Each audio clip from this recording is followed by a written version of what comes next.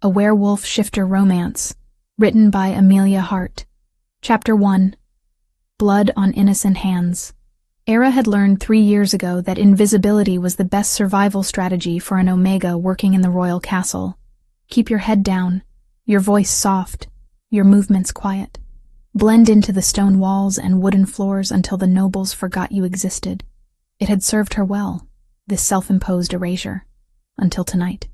The corridors of the castle's servant quarters were dim, lit only by scattered torches that cast dancing shadows on ancient stone. Era carried a small basket of dried herbs, feverfew, chamomile, willow bark, requested by Beta Jasper for what he'd described as a persistent fever. She'd been surprised when the request came directly to her. Jasper was the Alpha King's most trusted advisor, a man whose word carried weight in every corner of the kingdom. He could have summoned the royal healers, could have demanded attention from far more skilled hands than hers, but he'd asked for her specifically. The young woman from the kitchens, he'd told the head housekeeper. The one with the gentle touch and knowledge of old remedies. Era's grandmother had taught her about herbs before she died, back when Era still had a village to call home.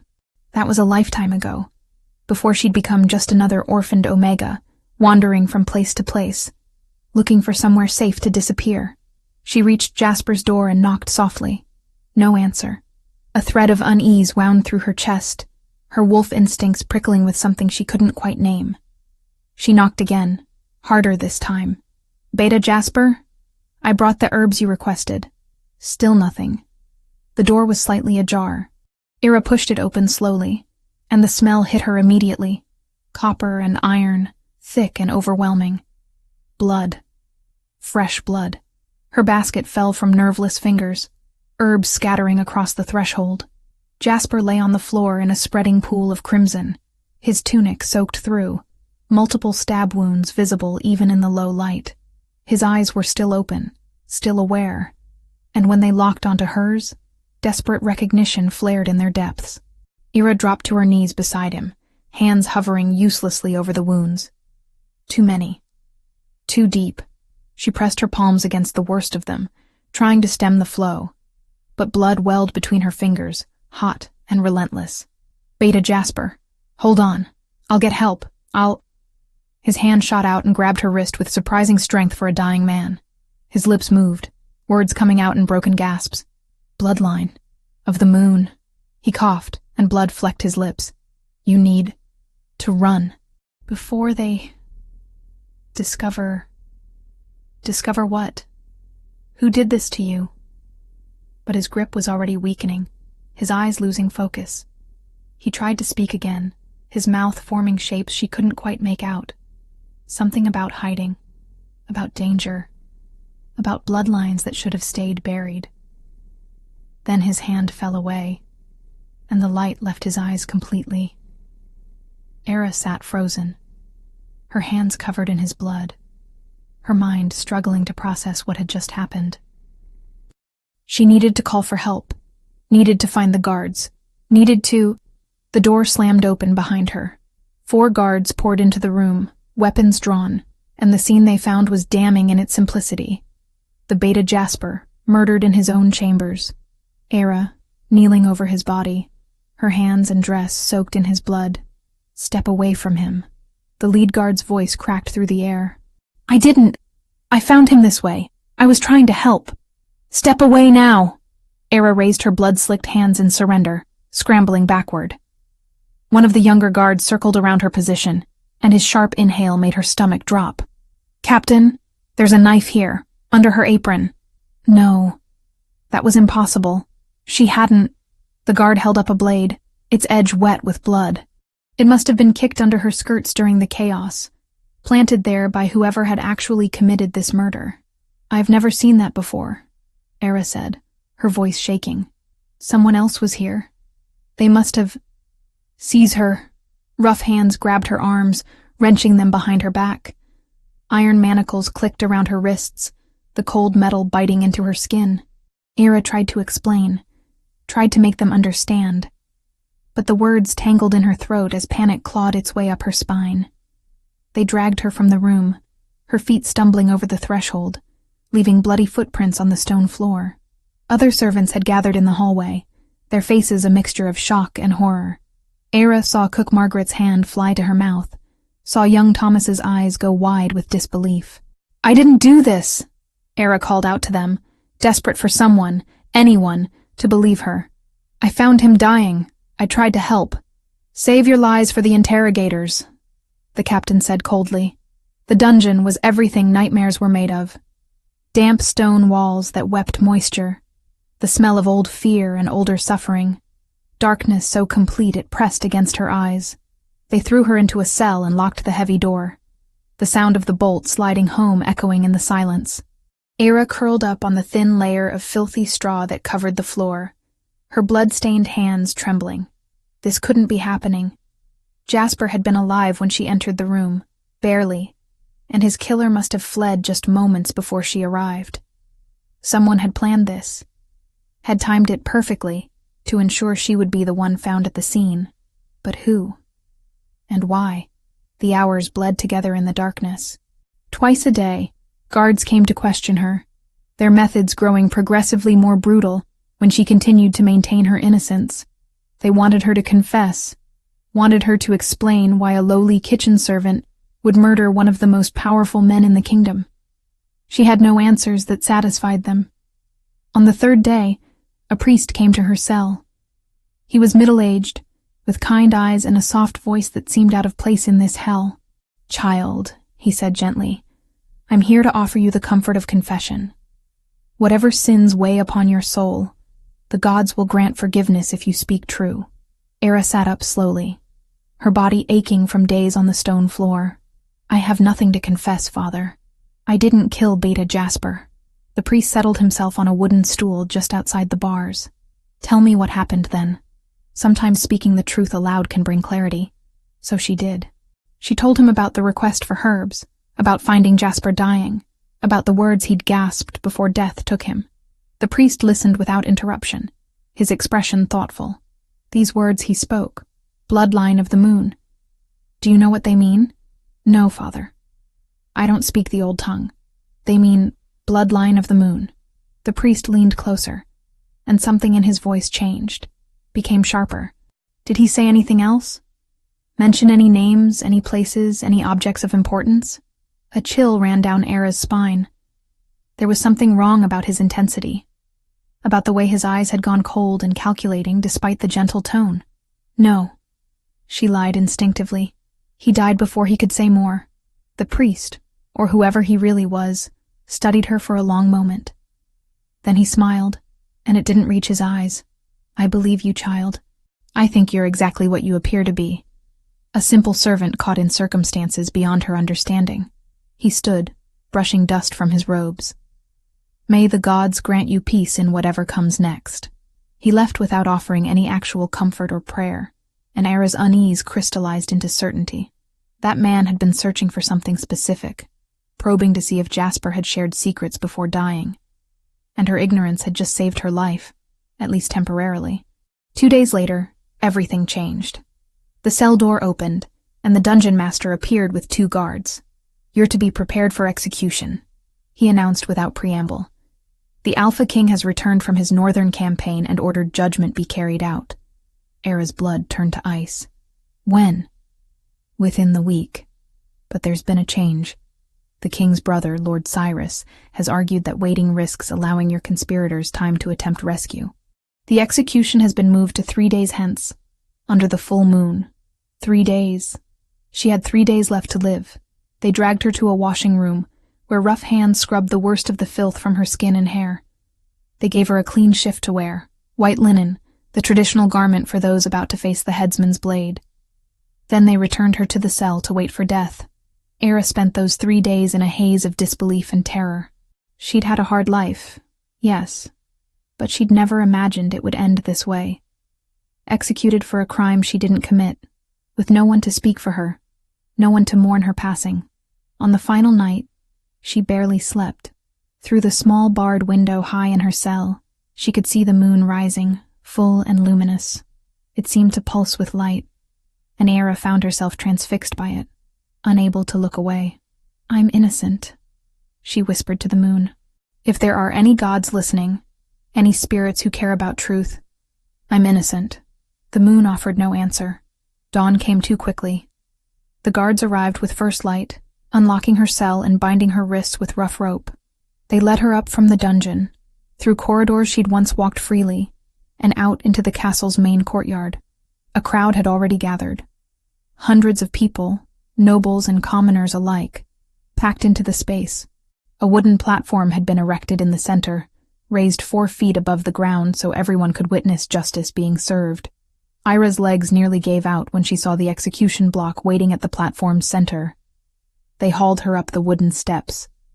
The morning sun was bright, almost blinding after days in darkness, and Era had to squint against it. She could see faces in the crowd, some angry, some curious, some merely bored. To them, she was entertainment, a cautionary tale, a break in their daily routine. The executioner stood to one side, a massive man in a dark hood. But it wasn't him who held the ceremonial sword. Alpha King Matthias stood at the platform's edge, and even in her terror, Era couldn't help but take in the sight of him. He was exactly as the servants' gossip had always described, tall and powerfully built, with shoulder-length black hair and a neatly trimmed beard. His eyes were the color of steel, hard and cold as he looked at her. He wore black leather and furs despite the warm morning, the silver wolf insignia of the royal house prominent on his chest. This was the man who would take her life. A priest stepped forward to offer final rites, his voice droning through prayers Era barely heard. Her heart was pounding so hard she thought it might tear free from her chest. The crowd grew quiet, waiting. Matthias ascended the platform, the ceremonial blade held in both hands. Up close she could see the battle scars on his face, the weariness in his eyes. This was a man who'd seen too much death, done too many hard things, and now he would kill her too. Era of no house, he said formally. You have been found guilty of the murder of Beta Jasper, trusted advisor to the crown and shield brother to the king. Have you any final words? She should beg. She should plead. She should throw herself at his feet and sob for mercy. But Era had spent 3 years making herself small and invisible, and she was so tired of it. If she was going to die, she would die with whatever dignity remained to her. I'm innocent, she said clearly, her voice carrying across the silent courtyard. I didn't kill Beta Jasper. I tried to save him. The real murderer still walks free. Something flickered in Matthias's eyes. Surprise, perhaps, at her composure, or maybe just impatience to be done with this unpleasant duty. Kneel, he commanded. Era knelt, her bound hands clasped before her. From this angle, she could see a figure standing at the back of the crowd. A man with wavy brown hair and an expensive velvet doublet. He was watching intently, and when their eyes met for just a moment, he smiled. The false priest. Lord Cyrus. Understanding crashed over her like a wave. He'd planned this. All of it. The timing, the evidence, the execution date. But why? She didn't have time to puzzle it out. Matthias raised the blade, and Era closed her eyes, waiting for the blow. And then the moon, still visible in the bright morning sky, broke through the clouds. Chapter 2. Moonlight's Revelation. The moonlight struck Era's upturned face like a physical blow. It shouldn't have been possible. The moon was barely visible in the bright morning sky, a pale ghost against the blue. But in that moment, it blazed with sudden intensity, sending a beam of silver-white light directly onto the execution platform. The light touched Era's skin, and everything changed. Heat flooded through her body, starting at her face and spreading outward in waves. Not painful, exactly, but overwhelming, as if something dormant deep within her cells had suddenly awakened and was fighting its way to the surface. She gasped, her eyes flying open, and the crowd's hostile faces blurred into meaningless shapes. Her skin began to glow. It started as a faint shimmer, barely visible in the morning sun. But within seconds, the glow intensified, silver blue light emanating from her face, her neck, her exposed arms. And then the markings appeared. They materialized across her skin like ink bleeding through parchment. Intricate tribal patterns that curved along her cheekbones, spiraled across her forehead, traced down her temples. ancient symbols that looked like a language long forgotten, each line precise and deliberate, as if carved by an invisible hand. The markings continued down her neck, disappearing beneath the collar of her white shift, and wound around her arms in elegant spirals that pulsed with ethereal light. The crowd's angry murmur died instantly, replaced by shocked silence. Era couldn't see what was happening to her own body, but she could feel it. Power thrumming through her veins, her wolf stirring for the first time in her life with a strength that stole her breath. She'd always been weak as shifters went, barely able to sense her wolf's presence. But now it rose within her, ancient and wild, and utterly foreign. The markings burned brighter, and the symbols seemed to move on her skin, rearranging themselves in patterns that hurt to look at directly. Matthias stood frozen, the ceremonial blade still raised above his head, his steel-gray eyes wide with shock. Era met his gaze, and for a moment, the world narrowed to just the two of them. Something passed between them. Recognition, though of what? Neither could have said. His wolf, she realized dimly, was responding to hers. She could feel it. A presence pressing against her awareness. Curious and wary and inexplicably drawn. Then the intensity of the transformation crested, and Ira's vision went white. The sword fell from Matthias's hands, hitting the wooden platform with a ringing clang that echoed across the courtyard. The sound broke the spell of silence, and chaos erupted. People in the crowd were shouting, pointing, some dropping to their knees. Era swayed where she knelt, her bound hands useless to catch herself as darkness crowded the edges of her vision. The last thing she saw before consciousness fled was Matthias reaching for her, his face transformed from executioner's cold determination to something else entirely. Wonder, maybe, or fear. She collapsed onto the platform, and the world went dark. Matthias caught her before her head could strike the wood. His hands, the same hands that had been about to end her life, cradled her with unexpected gentleness as he lowered her unconscious form to the platform. The markings were still visible on her skin, though they'd stopped glowing quite so brightly. In the full light of morning, they were unmistakable. Matthias had seen drawings of such marks in ancient texts kept in the castle library. Illustrations accompanying legends he'd thought were nothing more than stories. But legends, it seemed, could bleed into reality. Luna blessed, someone in the crowd whispered, and the words rippled outward, growing louder with each repetition. Luna blessed. Luna blessed. An elderly man pushed his way through the crowd, his scholar's robes marking him as one of the castle's archivists. His weathered face had gone pale, his eyes locked on the markings with an expression of awe. "My king," he said, his voice shaking. "Those markings. I've studied the old text my entire life. Those are the symbols of the Luna Blessed, the bloodline that was hunted to extinction 300 years ago during the Great Massacre." Matthias knew the history. Every shifter did.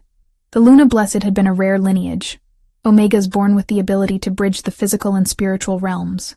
They'd been healers, seers, guardians of sacred spaces, and they'd been slaughtered when fear overcame reverence, when people decided such power was too dangerous to allow to exist.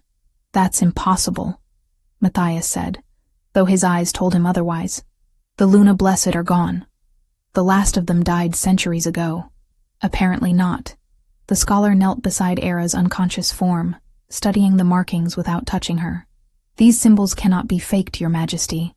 They're written in the language of the spirit realm itself, visible only on those carrying the blessed bloodline. If she bears these marks, she is Luna Blessed."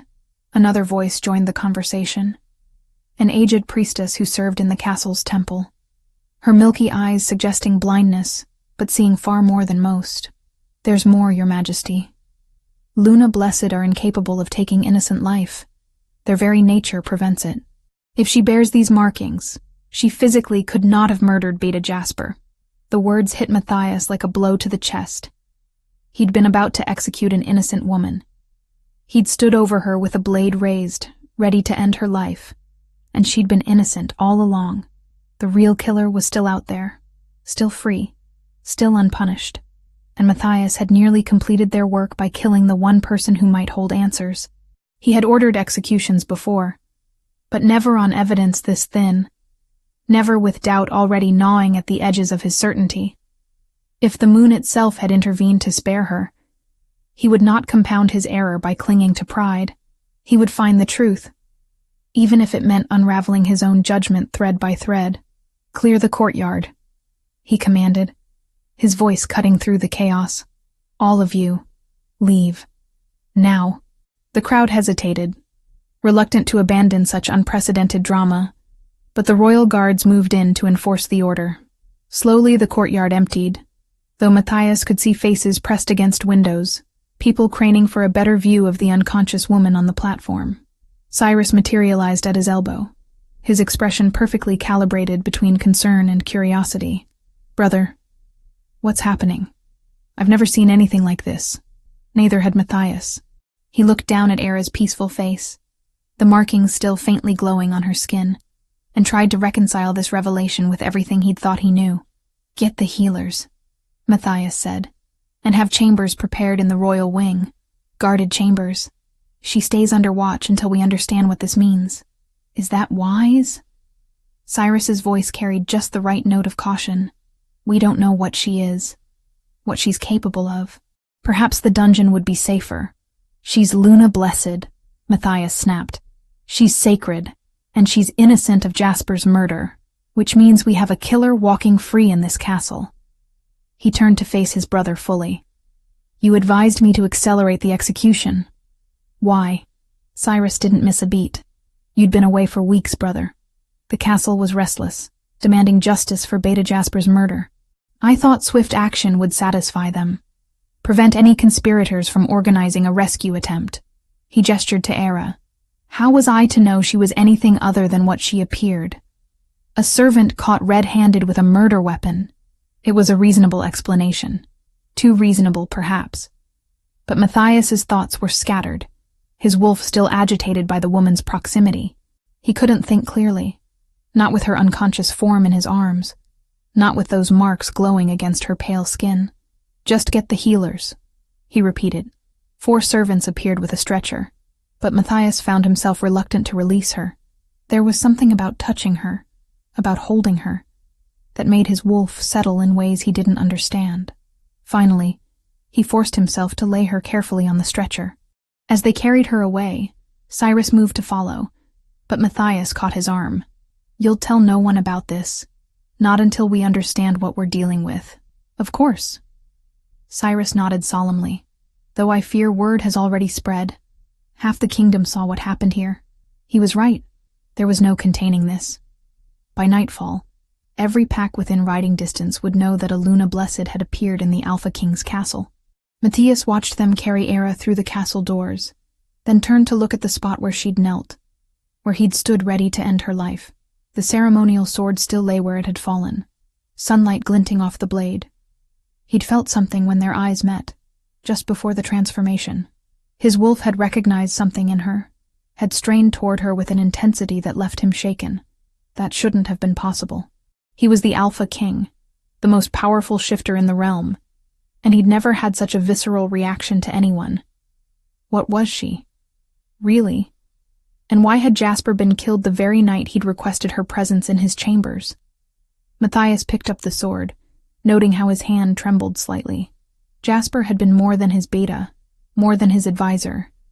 The man had raised him after his parents died, had taught him everything about ruling, about honor, about the weight of responsibility. "I'm sorry," Matthias whispered to the empty air. "I almost failed you. I almost let your killer win." But now he had a second chance. The Luna Blessed woman, Era, was innocent, which meant someone had gone to elaborate lengths to frame her. Someone with access to Jasper's chambers. Someone who knew exactly when to plant evidence. Someone who wanted her blamed for the murder. Someone, perhaps, who'd known what she was before she herself had known. Matthias's eyes drifted to where Cyrus stood, speaking with the captain of the guard, giving orders about increased security. His brother looked every inch the concerned prince, the loyal second in command, but there'd been something in his expression when the markings first appeared, a flash of satisfaction, quickly hidden. as if he'd been expecting exactly what had happened. No. Matthias forced the thought away. Cyrus was his brother, his blood. They'd fought side by side, had built this kingdom together after their parents' deaths. Suspecting him of Jasper's murder was madness born of grief and shock. Still, he would watch. He would be careful. He would trust no one until he knew the truth. In the castle's royal wing, healers fussed over Era's unconscious form, checking her vital signs and murmuring to each other about the unprecedented nature of her condition. Lady Genevieve, the senior healer, shooed the others out after a few minutes, preferring to work alone. She studied the markings in silence, her weathered hands hovering above Era's skin without quite touching. After a long moment, a single tear rolled down her cheek. "Hello, child," she whispered. "I've waited so long to find another. So very long." Genevieve's own hands bore scars, old burn marks that wrapped around her wrists and forearms, scars from silver chains, from a time when being Luna-blessed meant death. She'd hidden for 50 years, had buried her nature so deep that even she sometimes forgot what she'd once been. But she remembered now. Oh, she remembered. The girl on the bed was unconscious, lost in whatever visions the awakening brought. Genevieve knew that journey well. When her own markings had appeared, before she'd burned them away with silver and will and desperate fear, she'd experienced visions of the moon goddess herself, of ancient wolves that walked between worlds, of power that sang in her blood. This girl would wake changed, would wake powerful, would wake dangerous, and whoever had orchestrated Jasper's death would come for her. Genevieve was certain of it. "Rest now," she murmured, pulling a blanket over Era's glowing form. "Rest while you can. The storm is only beginning." Chapter 3. Awakening. Truths. Era opened her eyes to unfamiliar luxury. Silk sheets, a canopy bed with velvet curtains, sunlight streaming through tall windows that looked out over gardens she'd only ever seen from a distance, while carrying buckets of kitchen scraps to the compost heaps. For a confused moment, she thought she was dreaming, that she was still in her cramped servants' quarters imagining what the lives of nobles must be. Then memory crashed back, and she sat up too quickly.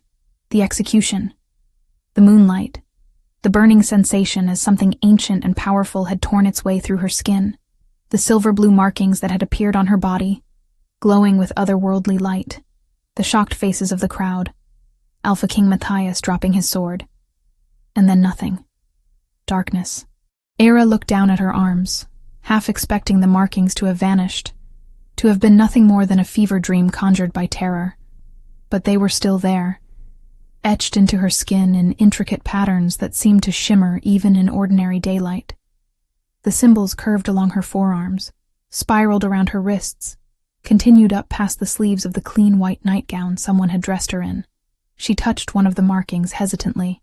The skin felt normal, not raised or scarred, but warm, as if something beneath the surface was generating heat. "You're awake." Era's head snapped toward the door. Alpha King Matthias stood in the doorway, and despite everything, her first instinct was to scramble out of bed and drop into a servant's bow. She made it halfway before her legs gave out, weak from 3 days of unconsciousness. Matthias crossed the room in 3 long strides and caught her before she could fall. His hands on her arms sent a jolt through her system. Not painful, but intense. Her wolf surged toward the surface, responding to his presence with an eagerness that left her breathless. He steadied her, then stepped back quickly, as if the contact had affected him too. "Sit," he said, his voice gruff. "You've been unconscious for 3 days. Your body needs time to recover." 3 days. Era sank back onto the bed, her mind reeling. "Where am I?" "The royal wing." "You're under guard for your own protection." Matthias pulled a chair away from the wall and sat, maintaining careful distance. "I need you to answer some questions." Of course. She was still a suspect, still someone who'd been found with a murdered man's blood on her hands. The markings might have saved her from execution, but they hadn't erased the circumstances of Jasper's death. "I'll tell you whatever I can," Era said quietly. "Your lineage, your family, tell me everything." Thyra shook her head slowly.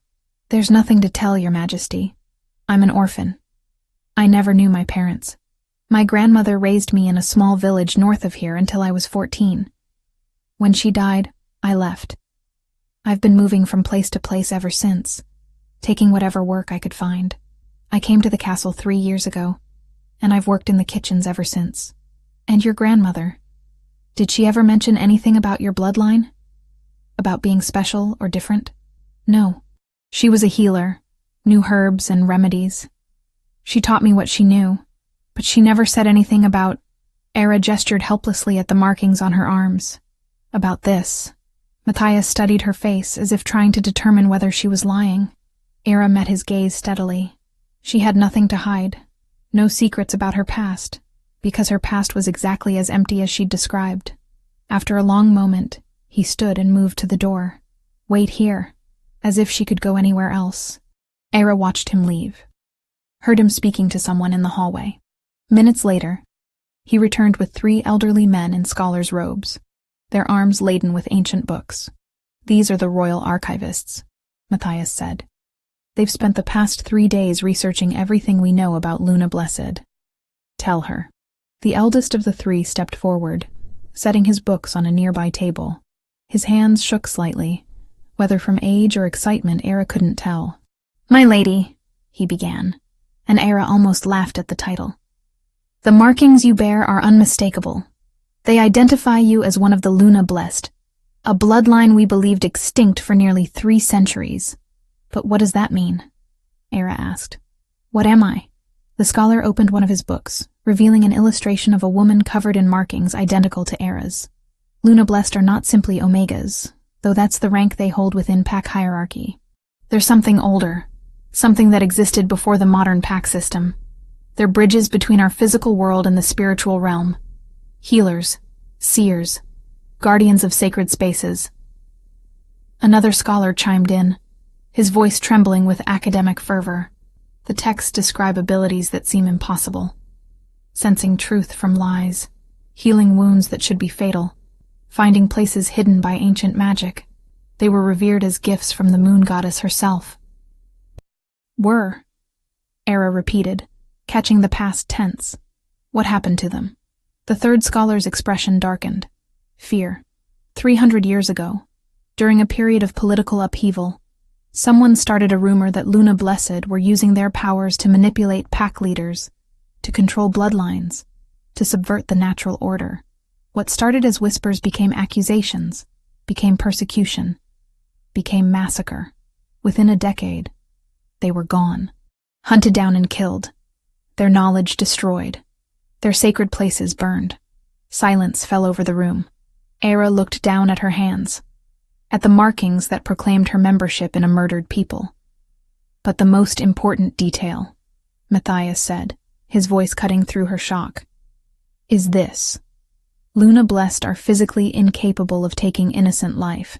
Their nature prevents it. If you were to kill someone who didn't deserve death, who hadn't attacked you or threatened the defenseless, your markings would burn away immediately.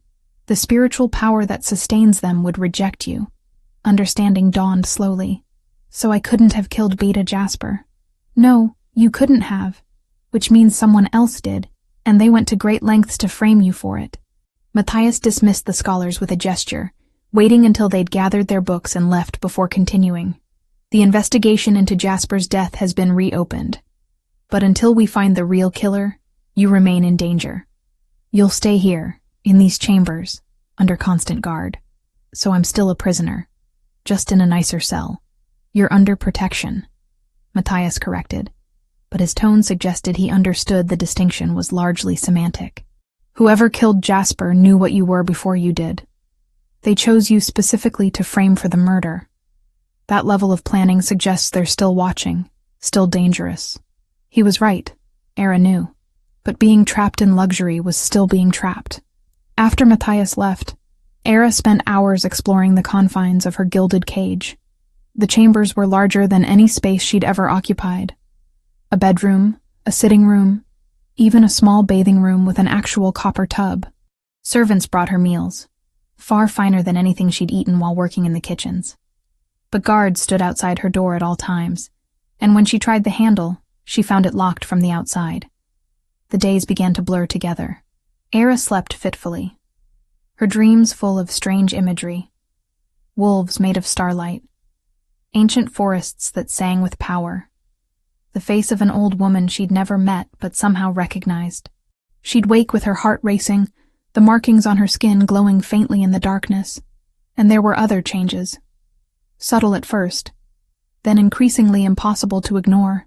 She could hear things she shouldn't be able to hear. Conversations happening in rooms far down the corridor. The whisper of wind against stone carrying fragments of words from the courtyard below. When guards stood outside her door, she could sense their emotions bleeding through the wood, their boredom and unease, and carefully hidden fear of what she might be. It was overwhelming, disorienting, terrifying. On the 5th day of her confinement, someone knocked on her door. Not the perfunctory rap of servants delivering meals, but a deliberate pattern. 3 quick taps, a pause, then 2 more. "Enter," Era called, and was surprised when the door actually opened. The woman who entered was perhaps 50, with silver-streaked brown hair and the practical clothing of a healer. Ira recognized her vaguely from her days working in the kitchens. Lady Genevieve, the senior healer who occasionally came to the servant quarters when someone fell too ill to work. Genevieve closed the door behind her and studied Era with an intensity that made her shift uncomfortably. "My lady," Era began, "if you're here to check on my health—" "I'm not." Genevieve's voice was soft but firm. She moved closer, her eyes locked on the markings visible on Era's arms. "I'm here because I know what you are, because I was like you once." The words hung in the air between them. Era's breath caught. "You're Luna Blessed?" "I was." Genevieve pulled up her sleeves, revealing scars that wrapped around her wrists and forearms. Old burn marks, deliberate and precise. "I was 12 when my markings appeared. My parents, terrified of what would happen if anyone discovered the truth, used silver chains to burn them away. Silver is one of the few things that can destroy the markings permanently, you see. It nearly killed me, but it worked. The markings faded, and I learned to bury my gifts so deep that even I forgot they existed most of the time. Why are you telling me this? Because you need training. Because awakening as Luna Blessed without guidance is dangerous. Because I've spent 50 years in hiding, and I'm tired of it." Genevieve sat in the chair Matthias had occupied earlier, her expression weary. "Also because whoever killed Beta Jasper did so for a reason. And that reason involves you. Jasper came to me a week before his death. He'd been researching Luna Blessed, had found references in old texts to a sacred artifact called the Crystal of Binding. He wanted to know if the legends were true. Are they? Yes. The crystal was created by the first Luna Blessed as a tool to stabilize mate bonds, to protect against corruption of the natural connections between souls. But in the wrong hands, it could be used to break those bonds, to steal power from other shifters. Jasper was convinced someone was searching for it. Era's mind raced. And he was killed before he could report this to the king. Exactly. And you were framed because someone needed to know if you were truly Luna Blessed. The only way to reveal our nature is through extreme stress, usually mortal danger under a full moon. They set you up for execution knowing the truth would come out. But why not just kill me? Why go through such an elaborate setup? Genevieve leaned forward, her voice dropping to barely above a whisper. Because Luna Blessed can sense the location of sacred places. We're drawn to them. Whoever killed Jasper needs you alive to guide them to where the crystal is hidden.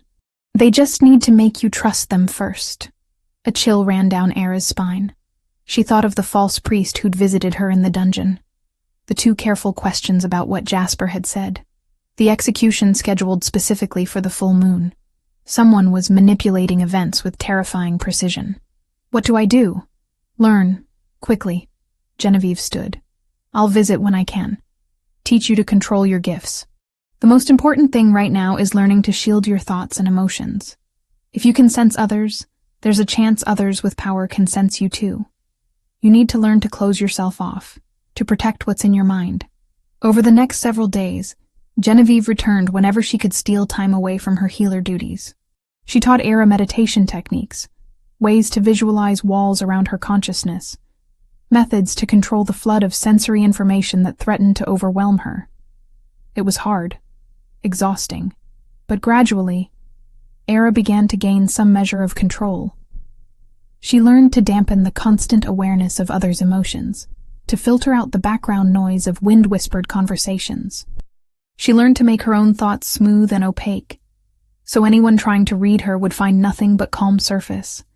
And she learned about what she was, about the history Genevieve remembered, passed down through her family before fear had forced them into hiding, about Luna Blessed, who'd served as advisors to great leaders, who'd healed plagues, who'd found well springs of clean water during droughts by sensing the sacred pulse of the earth.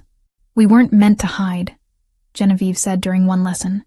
"We were meant to serve, to protect, to heal, but fear turned us into prey." Era understood. She'd spent 3 years making herself invisible, small, forgettable, and now she wore marks that made invisibility impossible. On the 8th day of her confinement, Matthias returned. He looked tired, frustrated, and when he sat down across from her, Era noticed dark circles under his eyes. "The investigation has turned up nothing useful," he said without preamble. "No witnesses, no physical evidence beyond the planted knife. Whoever killed Jasper covered their tracks perfectly. Or they're powerful enough that people are afraid to speak," Era suggested quietly.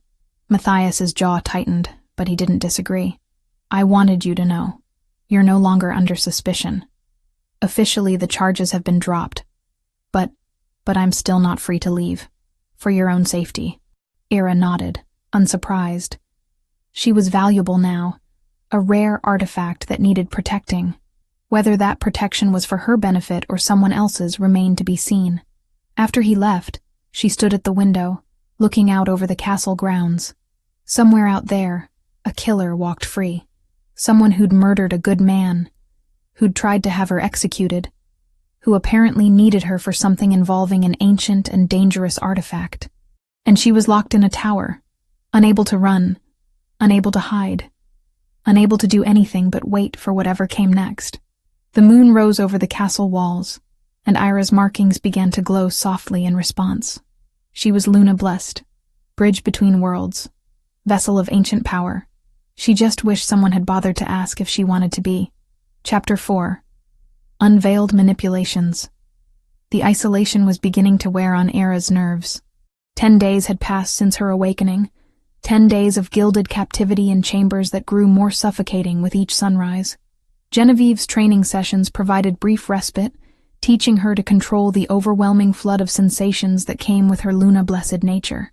But between those stolen hours of instruction, Era had nothing to do but think, and her thoughts kept circling back to the same questions. Who had killed Jasper? Why had they chosen her as their scapegoat? And what did they want from her now? The summons, when it came, was unexpected. A servant arrived at her door bearing a formal invitation. The Alpha King requested her presence at tonight's court dinner, not a request she could refuse, even if the phrasing suggested otherwise. Genevieve helped her prepare, selecting a gown of deep blue velvet that complemented the silver-blue glow of her markings. "Keep your shields up," the older woman advised as she arranged Era's hair. "The court will be watching for any sign of weakness, any crack in your composure they can exploit." "Why does Matthias want me there?" "To remind them what you are, perhaps, or to see how they react to your presence." Genevieve's hands stilled. "Be careful, child. Court is where knives hide behind smiles." The great hall blazed with candlelight, hundreds of flames reflected in polished silver and crystal until the room seemed to pulse with golden radiance. Every noble house in the kingdom had representatives present, their finest clothing on display, their expressions carefully neutral as Era entered. The conversations didn't stop exactly, but they shifted, voices dropping lower, eyes tracking her movement across the marble floor. Era kept her chin high, her steps measured, drawing on every lesson Genevieve had taught her about shielding her emotions. She would not let them see how their scrutiny affected her. Matthias sat at the head of the high table, looking every inch the Alpha King in black and silver. His eyes found hers across the room, and something passed between them. Acknowledgement, perhaps, or warning. Cyrus sat to his right, resplendent in burgundy velvet, his expression perfectly calibrated between concern and curiosity. Lady Genevieve waited at a seat near the middle of the table, and Era gratefully sank into the chair beside her. From this vantage point, she could see the entire hall, could sense the waves of emotion rolling through the assembled nobles. Curiosity, suspicion, fear disguised as fascination. The meal progressed through multiple courses, each more elaborate than the last. Era picked at her food, her appetite destroyed by the weight of so many eyes upon her. Beside her, Genevieve maintained a steady stream of quiet conversation, pointing out various nobles and their political allegiances, giving Era context for the power dynamics at play. Halfway through the main course, Cyrus rose from his seat, goblet in hand. The hall gradually quieted, as people realized the king's brother wished to speak. "My lords and ladies," he began, his voice carrying easily across the space. "We gather tonight in celebration of stability restored, of justice served. The villain who struck down our beloved Jasper has been identified and punished." Era's hands clenched in her lap. Punished? She'd been proven innocent. The charges dropped. What was he doing? Cyrus continued, his expression grave. "Yet, I would be remiss if I did not give voice to the questions many of you harbor. Our honored guest appeared in this court for the first time on the very night Jasper was murdered. The Luna-blessed markings revealed themselves only when she faced execution. A convenient salvation, some might say. A miraculous escape from justice." Murmurs rippled through the hall. Era felt anger kindle in her chest, but Genevieve's hand on her arm kept her seated. "Are we to believe in coincidence?" Cyrus asked the room. "Or should we consider that ancient powers might be used for ancient deceptions? I do not make accusations, merely observations. But prudence demands we remember that power, however sacred its origin, can still be corrupted." The silence that followed was heavy with implication. Era looked to Matthias, whose face had gone dangerously still. "You dare question the Luna blessed in my hall?" The Alpha King's voice cut through the quiet like a blade. "You dare suggest that the sacred markings, which cannot be falsified, which have been verified by every scholar and priest in this kingdom, are somehow a deception?" Cyrus spread his hands in a gesture of reasonableness. "Brother, I question nothing. I merely voice the concerns I've heard whispered in corridors, spoken behind closed doors. Better to air such thoughts openly than let them fester in darkness. The Luna Blessed are incapable of murder," Matthias said, each word precise and hard. "This is not speculation or theory. It is documented fact. If she had killed Jasper, her markings would have burned away the instant his blood was spilled. They did not. Therefore, she is innocent. The investigation continues to find the real murderer." "Of course, Your Majesty. I meant no disrespect." Cyrus resumed his seat, but Ira caught the satisfied glint in his eye. He'd accomplished exactly what he intended, planting doubt, making people question her presence, ensuring that suspicion would follow her wherever she went. Era forced herself to eat, to maintain her composure, but rage simmered beneath her carefully controlled exterior. She was not a political pawn to be moved about the board. She was not a convenient scapegoat for someone else's crimes. When the meal finally ended, Ira stood to leave, but Matthias intercepted her before she could escape. "Walk with me," he said quietly, offering his arm. They walked through corridors lit by moonlight streaming through tall windows, guards trailing at a discreet distance. Matthias said nothing until they'd put significant space between themselves and the court. "Cyrus plays a dangerous game," he finally said. "He's trying to turn your people against me, against you, for protecting me." Era glanced at the Alpha King's profile, noting the tension in his jaw. "Why?" "That's what I intend to discover." Matthias stopped before a heavy oak door. "I need to show you something. But what I'm about to share cannot leave this room." He opened the door to reveal a study lined with books and maps. On the desk lay several documents, letters with broken seals, pages covered in unfamiliar handwriting. "These were found hidden in your old quarters," Matthias explained. "Letters supposedly proving you were part of a conspiracy to assassinate the royal family." Era's blood ran cold. "I never wrote those. I've never seen them before." "I know."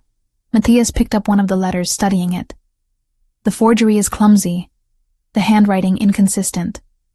The language is wrong. too formal, too educated for someone who spent 3 years working in the kitchens.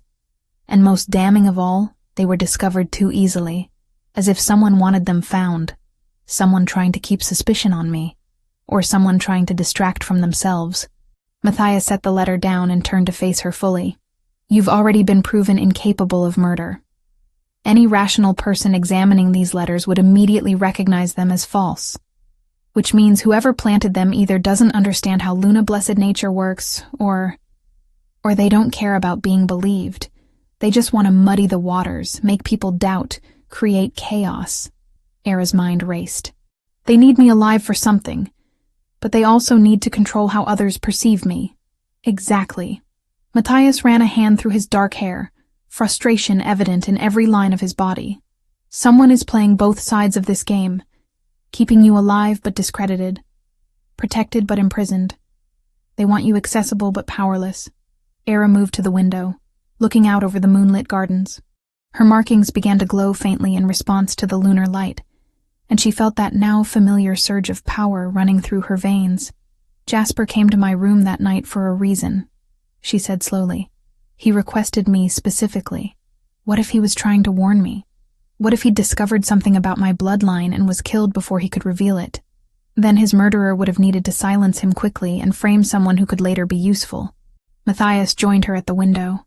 Someone with Luna Blessed abilities that the killer would eventually need. The pieces were beginning to fit together, forming a picture that made Era's blood run cold. The crystal of binding. Genevieve told me about it. An artifact that Luna Blessed can sense and locate. If someone wants to find it, they'd need a Luna Blessed to guide them. Matthias's voice had gone grim, which means keeping you alive but under their control would be essential. And making sure you doubt me. Making sure the court sees me as a potential threat. Ensures I can't turn to anyone for real help. Era turned to face him. Who has the power to orchestrate something this complex? Who has access to plant evidence, to manipulate court opinion, to... She stopped, seeing the answer written in Matthias's expression. You already know who, she whispered. Suspecting and proving are different things. Matthias moved away from the window, his shoulders tight with tension. Cyrus is my brother. We've ruled together since our parents died. We've fought side by side, bled together, built this kingdom from the ashes of civil war. If I'm wrong, what if you're right? The question hung between them. Matthias said nothing for a long moment, and Ira could sense the war raging inside him. Loyalty to his blood versus the evidence slowly accumulating against his brother. I need proof, he finally said. Solid, irrefutable proof. Until then, I play along. I keep investigating. I watch and wait. And what do? You stay alive. You keep training with Genevieve. You learn to use your gifts. Matthias met her eyes, and she saw determination there alongside the exhaustion. And you trust no one except me and Genevieve. Can you do that? Era nodded, though doubt gnawed at her. Trust the Alpha King who'd nearly executed her? Trust the system that had thrown her in a dungeon based on circumstantial evidence? But what choice did she have? Over the following days, Era threw herself into training with renewed urgency. Genevieve taught her to extend her senses, to feel the emotional currents of people rooms away, to detect lies in the subtle shifts of heartbeat and breathing. The abilities were erratic, unpredictable, but gradually Era gained more control. She also noticed something else. When Matthias was near, her powers stabilized. His presence acted as an anchor, grounding the wild fluctuations of her newly awakened gifts. She didn't understand why, and she wasn't sure she wanted to examine it too closely. Matthias, for his part, began a careful investigation of his brother. He questioned servants about Cyrus's movements the night Jasper died. He reviewed financial records, looking for unusual expenditures. He watched during council meetings, noting which nobles seemed to defer to Cyrus more than necessary. But Cyrus was careful, too careful. Every answer had a reasonable explanation. Every action an innocent motivation, until the night Era woke to find her door unlocked. She sat up in bed, heart pounding, Luna Blessed senses straining into the darkness beyond her chambers. Someone had been here. She was certain of it. The guards outside should have prevented any intrusion. but she could feel the echo of another presence, the lingering trace of intent that had filled her room moments before. On her bedside table lay a single white rose and a folded note. Ira lit a candle with shaking hands and opened the note. The handwriting was elegant, the message brief. The king's brother walks in shadows. Trust your gifts, Luna Blessed. The truth hides in what is not said. As she read, another image overlaid the careful script. The false priest on the execution platform. Robes too fine for a humble cleric. The almost smile that had never reached his eyes, and the unmistakable profile of Matthias's brother beneath the hood. No signature. No way to know who'd sent it or why. But as Era stared at the note, her markings began to glow more brightly, and she felt a pull, faint but unmistakable, toward the northwest, toward something ancient and powerful calling to the Luna Blessed blood in her veins. The crystal. It was real. And somewhere in her awakening consciousness, she could sense its location, which meant whoever had killed Jasper, whoever had framed her, whoever needed her alive, they would be coming for her soon. And this time, she intended to be ready. Chapter 5. Silver and Truth. The attack came 3 days later, during Matthias's routine patrol of the outer territories. Era was in her chambers when the warning bells rang. Deep, resonant tolls that sent ice through her veins. She rushed to the window and saw guards mobilizing below, horses being saddled in frantic haste, soldiers arming themselves with grim efficiency. Genevieve burst through the door moments later, her face pale. The Alpha King's patrol was ambushed. He's been brought back wounded. They're saying it was rebels from the Eastern Territories. How bad? Era's heart was already racing, her Luna Blessed instinct screaming that something was wrong with this entire situation. Bad. Silver poisoning in the wounds. The healers can't stop it. The toxin is spreading too fast. Genevieve grabbed Era's arm. They're asking for you. Your healing abilities may be the only thing that can save him. They ran through corridors that seemed to stretch endlessly, Genevieve's hand tight around Era's wrist. The castle had erupted into controlled chaos. Servants rushing with boiled water and bandages, guards standing at attention with weapons drawn, nobles clustering in doorways whispering frantically. Era's mind spun with questions. Silver poisoning was rare, the metal difficult to obtain in quantities large enough to coat weapons. Rebels would need resources, connections, advanced knowledge of patrol routes. It spoke of planning, of inside information, of betrayal. They reached the king's chambers to find them packed with people. Healers hovering over the bed, council members arguing about response strategies, guards blocking the doorway. Cyrus stood at the bedside, his face a mask of anguished concern, barking orders at anyone within earshot. Let her through. Genevieve's voice cut through the noise with unexpected authority. The Luna Blessed may be his only chance. The crowd parted reluctantly. Era pushed forward until she could see Matthias on the bed, and her breath caught. He looked like death had already claimed half of him. His skin was ashen, sweat beading on his forehead despite the coldness of his flesh. Dark veins spread from multiple wounds across his torso and arms, the unmistakable mark of silver poisoning working its way through a shifter's system. His breathing was shallow, labored, each exhale sounding like it might be his last. But his eyes were open, and when they found hers, recognition flared in their steel-gray depths. Everyone out, Cyrus announced, his voice heavy with authority.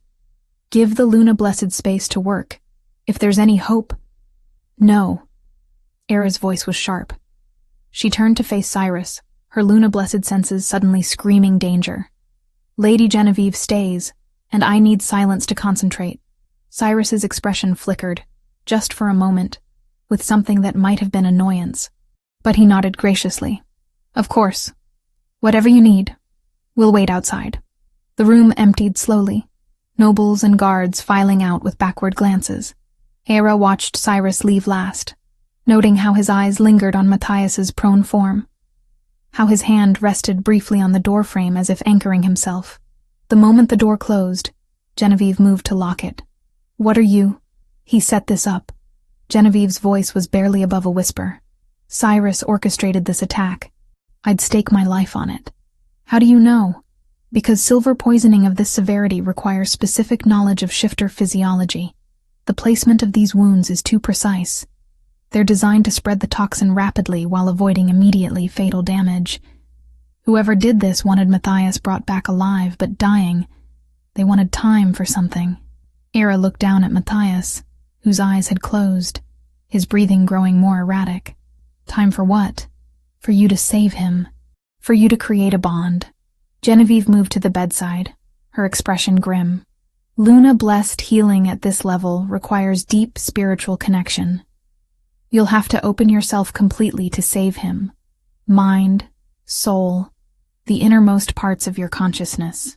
And when you do, if there's any natural compatibility between you, a mate bond could begin to form. I don't understand. Cyrus needs you compliant, Era. What better way to ensure your cooperation than to tie you to the king, to make you care about Matthias's survival, to give him leverage over you through that bond? Genevieve's hands were shaking. But it also means if you don't act now, Matthias dies. It's an impossible choice. Era stared at the older woman, her mind racing. Save Matthias and potentially trap herself in a bond that could be exploited, or refuse and let him die? It wasn't a choice at all. Tell me what to do. Genevieve guided her through the process. Hands placed over the worst wounds, breath synchronized with Matthias's failing rhythm. Consciousness extended until Era could feel the poison burning through his system like liquid fire. Her markings blazed to life, silver blue light flooding the room. The pain hit her like a physical blow. She'd expected discomfort, perhaps some sympathetic ache, but this was agony beyond anything she'd imagined. Every burning pathway the silver had carved through Matthias's body, she felt in her own. Every dying cell, every shutting down system. Every moment his wolf struggled to heal only to be beaten back by the relentless toxin. Era gasped, tears streaming down her face, but she didn't pull away. Instead, she poured power into him. Luna-blessed healing that flowed like golden light through her hands, seeking out the silver and neutralizing it molecule by molecule. It was exhausting work. The poison fought back, seemed almost alive in its determination to kill. But Era was stubborn, and desperation gave her strength she didn't know she possessed. She tracked the silver through Matthias's veins, burning it away with pure spiritual energy, watching as the dark lines began to fade from his skin. And then something else happened. Matthias's consciousness rose to meet hers. She felt him there, in the space between waking and dying, felt his surprise at her presence. Their minds touched, and suddenly Era was drowning in memories that weren't her own. She saw Matthias as a boy, watching his parents die in a territorial war. Saw him and Cyrus clinging to each other in the aftermath, two orphaned princes trying to hold a kingdom together. Saw years of battles, of hard decisions, of shouldering responsibilities that would have broken most men. Saw loneliness deeper than oceans, the isolation of power, the weight of a crown that allowed no weakness. And she saw herself through his eyes, not as she'd feared, not as a political problem or a dangerous unknown, but as someone who'd endured her own trials with quiet dignity, someone whose strength came not from power, but from surviving, when survival should have been impossible. The connection deepened, and Ira realized with dawning shock that Genevieve had been right. There was compatibility here, natural and undeniable. Their wolves recognized each other in ways that transcended logic or choice. If she continued, if she completed this healing, a bond would form, fated mate, the rarest and strongest connection two shifters could share. Matthias felt her hesitation, even in his semi-conscious state. He understood what was happening. Don't. His voice whispered through their connection, rough with pain. Don't sacrifice yourself for me. Too late, Era thought back, pouring more healing energy into the last pockets of silver poison. I'm already in too deep to stop. Era, shut up and let me save you. The final traces of silver burned away under the assault of her power. Matthias's wounds began to close, flesh knitting together with supernatural speed. His breathing steadied, color returning to his ashen skin. The dark veins faded completely, leaving only faint scars that would disappear within days. And through it all, that connection between them strengthened, solidified, became something permanent and profound. When Era finally pulled her hands away, she was shaking with exhaustion. Her markings still glowed faintly, but the light was dimmer now, as if she'd poured most of her reserves into the healing. She swayed where she sat, and Genevieve caught her before she could collapse. "Easy, child. You've done more than should be possible." Matthias's eyes opened. Fully aware now, the gray depths clear and focused. He sat up slowly, testing his body, looking down at the rapidly healing wounds with wonder. Then his gaze found Era's. "I felt," he began. "I know." Era cut him off, not ready to discuss what had just passed between them. "How do you feel?" "Like I should be dead." Matthias swung his legs off the bed, standing with only slight unsteadiness. "The amount of silver in those wounds, no one survives that. No one. Luna-blessed healing is different." Genevieve moved to the window, peering through the curtains at the crowd gathered in the courtyard below. "But we have a bigger problem. Cyrus will be waiting for confirmation that you survived, and he'll want to know what happened in here." Matthias's expression hardened. This was no random rebel attack. The ambush was too well coordinated. They knew exactly where we'd be, exactly when. They had silver weapons specifically designed to poison without immediately killing. "Your brother?" Era asked, though she already knew the answer. "My brother." The words came out flat, emotionless. But Era could sense the devastation beneath, through their new bond. And yes, she could feel it now, that subtle awareness of his presence, his emotions. She experienced his grief as her own. Cyrus hadn't just betrayed the kingdom. He'd betrayed blood, brotherhood, everything they'd built together. "We still have no proof," Matthias continued after a moment. "Nothing that would hold up before the council. He's too careful, covers his tracks too well. Then we give him what he wants." Era stood on unsteady legs, her mind working through possibilities. "He orchestrated this attack to force me to save you, to create a bond he could exploit. So we let him think it worked. You want to pretend? I want to use the truth." Era moved closer to Matthias, ignoring how her pulse quickened at his proximity. "The bond is real. He doesn't need to know we're aware of his manipulation. Let him think he's in control. Let him make his next move." Genevieve nodded slowly. "She's right.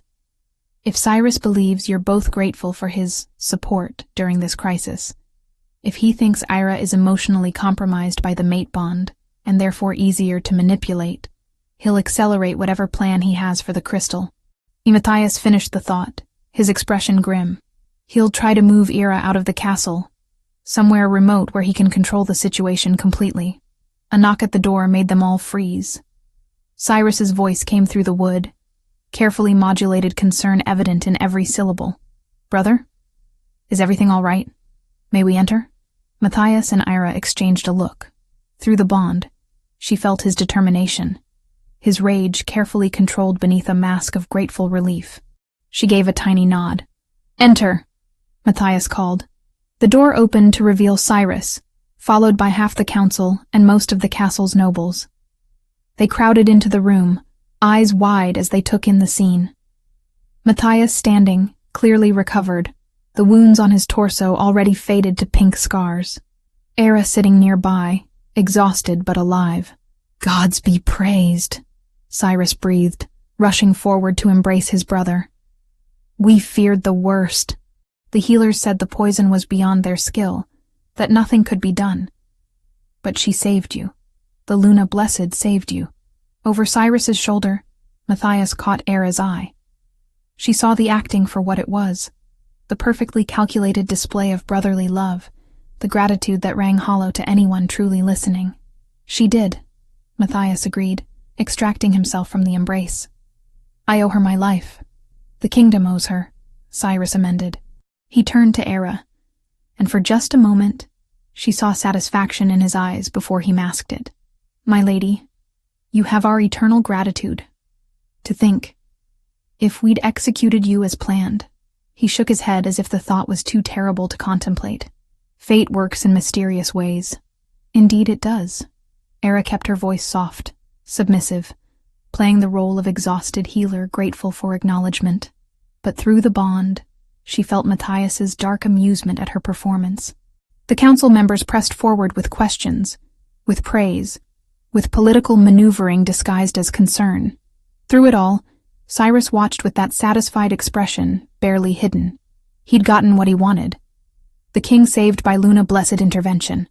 A bond potentially formed. Emotional leverage secured. He thought he'd won. But as Era caught Matthias's eye across the crowded room, as she felt the steady presence of their connection settling into something permanent, she realized they'd been given a weapon Cyrus hadn't counted on. The bond worked both ways, and through it, they would find the truth. Chapter 6. The Journey North. The announcement came 2 days after Matthias's recovery. Cyrus addressed the full council with grave concern etched into his features, speaking of continued threats from rebel forces and the need to protect their most valuable asset, the Luna Blessed. The attack on the king proves these rebels have resources and intelligence we underestimated, Cyrus said, his voice carrying across the council chamber. They knew our patrol routes, our timing, our vulnerabilities. If they learn of Lady Era's presence here, she becomes a target. We cannot risk losing the only Luna blessed to emerge in 3 centuries. Murmurs of agreement rippled through the assembled nobles. Era sat in the back of the chamber, Genevieve beside her, watching the performance with carefully hidden contempt. I propose we move Lady Era to Northwatch Fortress, Cyrus continued. It's remote, defensible, and far from the eastern territories where rebel activity concentrates. She'll be safe there while we root out this threat. Matthias, presiding over the council from his throne, appeared to consider the suggestion carefully. Through their bond, Era felt his cold fury, but his face showed only thoughtful concern. Northwatch is 3 days' ride from the capital, Matthias said. If we need her healing abilities again, then we'll send for her. But brother, keeping her here puts the entire castle at risk. These rebels have proven they can strike at the heart of our defenses. What if next time they target her directly? Cyrus spread his hands in a gesture of reasonableness. I volunteer to escort her personally, with a full contingent of guards. She'll be as safe as if she remained within these walls. But the kingdom will breathe easier knowing she's beyond the rebels' reach. The council debated for another hour, but the outcome was predetermined. By sunset, arrangements were being made for Era's transfer to Northwatch Fortress, northeast of the capital, in the direction she'd felt the crystal's pull. He's moving fast, Genevieve whispered, as they returned to Era's chambers. Faster than I expected. He must sense time running out. Era nodded, her mind racing through possibilities. Northwatch is northeast. The crystal. I can feel it calling from that direction. He's not taking me to safety. He's taking me exactly where he needs me to go. And Matthias can't refuse without revealing he knows the truth. Genevieve's expression was grim. You'll be alone with Cyrus and whatever guards he's chosen. Guards loyal to him, not the crown. Not quite alone. Era touched her chest, feeling the steady pulse of the mate bond connecting her to Matthias. He'll follow. He has to maintain appearances for another day or 2. But he'll come. Will that be soon enough? Neither of them had an answer. The caravan departed at dawn 3 days later. A dozen guards handpicked by Cyrus, supply wagons, and an ornate carriage that would serve as Era's mobile prison. She stood in the courtyard as servants loaded her belongings, aware of the weight of observation from dozens of windows. Matthias descended the castle steps to bid her farewell, and for a moment they stood facing each other while the castle watched. Stay safe, Matthias said formally, but through the bond, she felt different words. I'm coming. Hold on. Thank you for your protection, Your Majesty. Era replied aloud, while sending back through their connection. I'll be ready. Cyrus appeared at her elbow, all solicitous concern. Come, my lady. The journey is long, and I'd like to reach the halfway point before nightfall. Era allowed herself to be handed into the carriage. As they rolled through the castle gates, she looked back once to see Matthias standing on the steps, his face unreadable.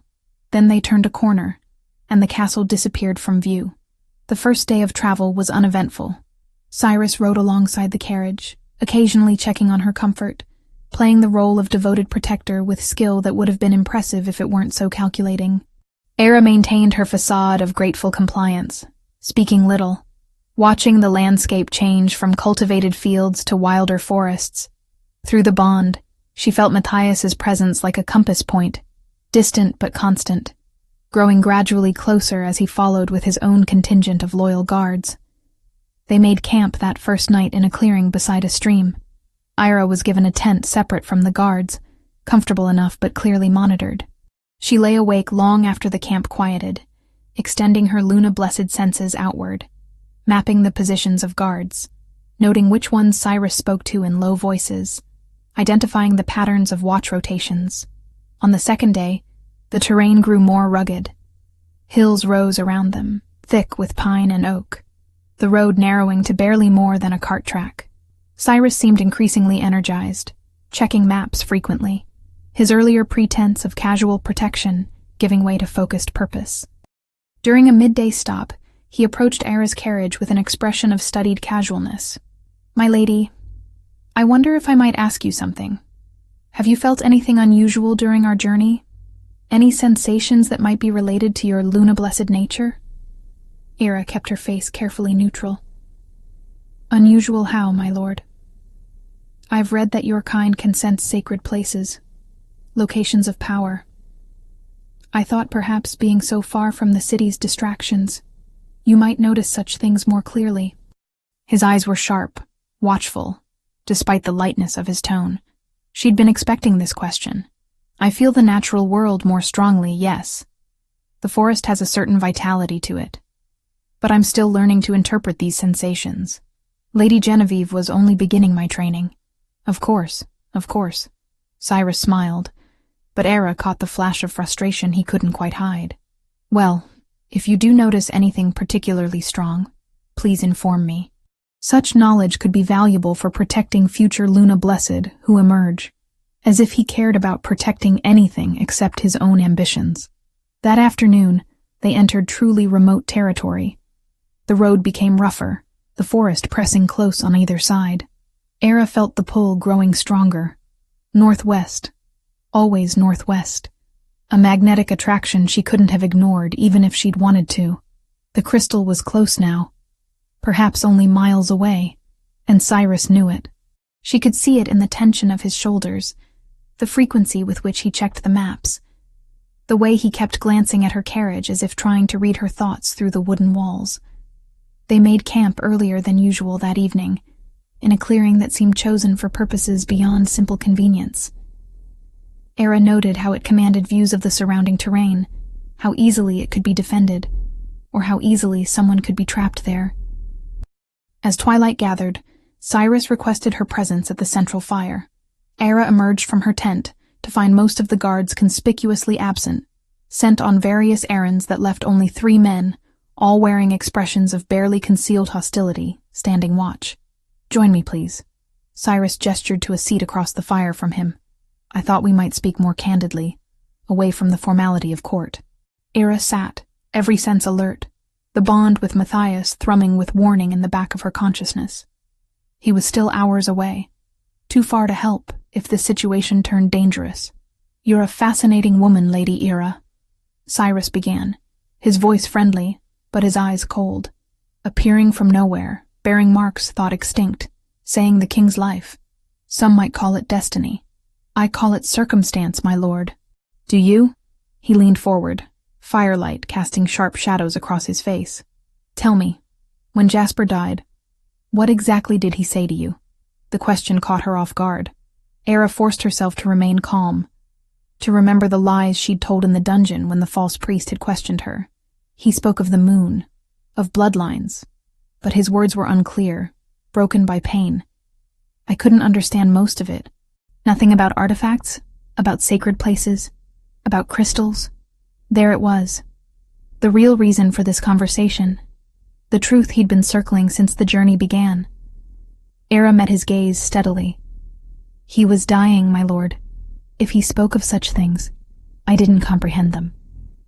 Cyrus studied her for a long moment, and Era felt him trying to read her emotions, to detect any lie. But Genevieve's training held. Her shields remained solid, her surface thoughts carefully constructed to show nothing but confused innocence. Finally, Cyrus sat back with a smile that didn't reach his eyes. Of course. I apologize for pressing. These are troubling times, and I find myself suspicious of everything. He stood, brushing dust from his trousers. Rest well tonight, my lady. Tomorrow we reach Northwatch, and you'll be safe at last. Era returned to her tent, her heart pounding. Tomorrow. He planned to make his move tomorrow. Through the bond, she reached for Matthias, sending wordless warning, desperate hope that he was close enough to arrive in time. His response came back steady and certain. Tomorrow. Hold until tomorrow. She spent the night in restless vigilance, dozing only briefly before jerking awake at every sound. The forest around them seemed alive with threat. Shadows moving between trees, the rustle of leaves that might be wind, or might be something more sinister. Dawn came gray and cold, mist rising from the ground to cloak the camp in ghostly white. Era emerged from her tent to find Cyrus already mounted. The camp struck and packed with unusual speed. A slight change of plans, he announced, his pretense of courtesy finally dropping away. There's a site of historical significance nearby that I'd like to show you. A ruin from the time of the first Luna Blessed. I think you'll find it educational. Two of the guards moved to flank Era's carriage as it began to move, their hands resting casually on their weapons. She was no longer a guest being protected. She was a prisoner being transported. The carriage turned off the main road, onto a track barely visible through the undergrowth. Trees closed in overhead, blocking out the weak morning sun, turning the world into a tunnel of green shadow. Era felt the pull growing stronger with every passing moment. They were heading directly toward the crystal's location. After an hour of rough travel, the carriage stopped. Cyrus appeared at the door, no longer bothering to hide his cold calculation. We walk from here, he said. The ruins lie ahead through the forest. You'll guide us.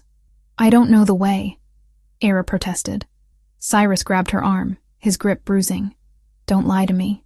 I've spent 5 years researching Luna Blessed, studying everything Jasper discovered before I killed him. You can sense it. The crystal of binding. You've felt it pulling you since the moment we left the capital. Now you're going to take me to it, or I'll make you watch while I burn this entire forest and everyone in it. The mask was finally off. Era looked into his eyes and saw nothing but ambition and madness. A man who'd murdered his way toward power and would sacrifice anything to achieve his goals. Why do you want it? She asked, stalling for time. Because it's mine by right. Cyrus released her arm and stepped back, his hand moving to rest on his sword hilt. I've been the true power behind the throne for years. I've made the hard decisions, fought the real battles while Matthias played at being the noble king. The crystal will let me take what should have always been mine. I'll break his mate bonds, steal his strength, and rule as I was meant to. You can't use it, Era said, her voice steady despite her racing heart. Only Luna Blessed can touch the crystal. It will reject you. Then you'll use it for me. Or I'll find another way to make it work. Cyrus's smile was cruel. Either way, we're going to those ruins. Now walk, northwest. Don't make me force you. Era had no choice. She left the carriage and began walking, following the magnetic pull that had been with her since her awakening. Cyrus followed close behind, with the 3 loyal guards forming a loose circle around them. Through the bond, she felt Matthias growing closer, felt his urgency and desperate determination. But would he arrive in time? The forest opened suddenly into ancient ruins.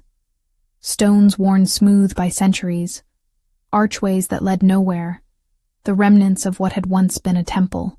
And in the center, hidden by layers of magic that parted before Era's Luna Blessed presence, stood a sanctuary. The doors opened at her touch, responding to her bloodline. Inside, moonlight somehow penetrated despite the thick forest canopy, illuminating a circular chamber with a pedestal in the center. On that pedestal rested a crystal the size of a fist, pulsing with amethyst and silver light. Cyrus pushed past her into the sanctuary, his eyes locked on the crystal with naked hunger. Finally, after all these years, he reached for it, and the crystal's light flared violently, slamming him backward with a force that threw him across the chamber. He hit the wall hard, gasping in pain. I told you, Era said quietly. Only Luna Blessed can touch it. Cyrus climbed to his feet, blood trickling from his nose, his expression twisted with rage. "Then you'll do it. Take the crystal and give it to me, or I swear." The sound of steel being drawn echoed from the doorway. Matthias stood framed in the entrance, sword in hand, his face carved from fury and betrayal. "Or you'll what, brother?" The Alpha King's voice was death itself. "Threaten her again. Please, give me the excuse." Behind him, a dozen loyal guards poured into the sanctuary. Cyrus looked between them, calculation warring with desperation in his eyes. Finally, he laughed, a bitter, broken sound. "You always were predictable, Matthias.